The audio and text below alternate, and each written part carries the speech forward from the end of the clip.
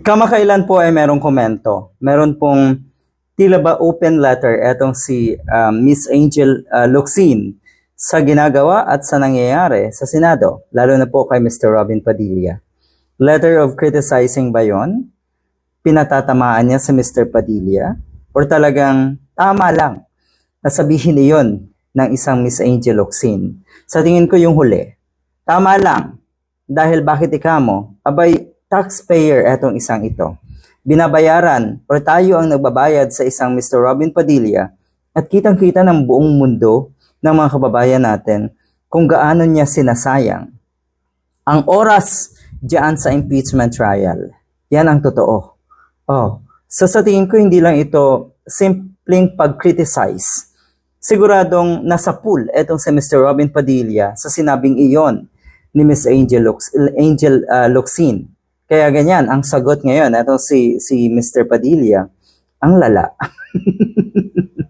Sinabi mo, Mr. Padilla, na si Miss Angel Locsin pa ang may pinagdadaanan. Kasi ang sinasabi ngayon, baka daw may pinagdadaanan si Miss Angel Locsin. Talaga lang.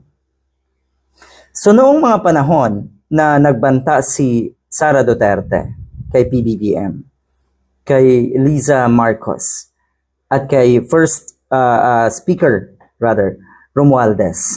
Noong panahon na matindi yung kanyang galit, si Miss Angel Locsin hindi yan nagpakita ng galit.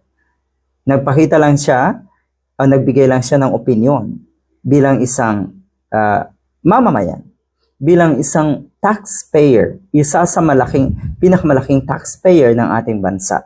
Nagbigay ng opinion po yung nagpapasweldo sa iyo, Mr. Robin Padilla. Pero yung kay Sara Duterte, ano yon? Yung galit at bulalas niya, talaga ba? Meron lang din siyang pinagdadaanan? yun pong sinasabi na daw si Baste Duterte na ulo lang ni Bongbong Marcos ang kailangan nila. Talaga ba? Meron lang silang pinagdadaanan? Lahat yun na out of context daw? Diba?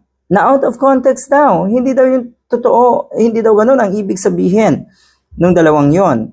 Eto kay Miss Angel Locsin, literal na sinabihan ka na, tama na. Hindi pa daw huli ang lahat. At sinang-ayunan siya ng mga kababayan natin. Tapos sasabihin mo, may pinagdadaanan? Baka kayo po, Mr. Padilla. Tignan niyo po sa paligid niyo kung sino yung mga senador na napakalaki ng problema at siguradong may pinagdadaanan.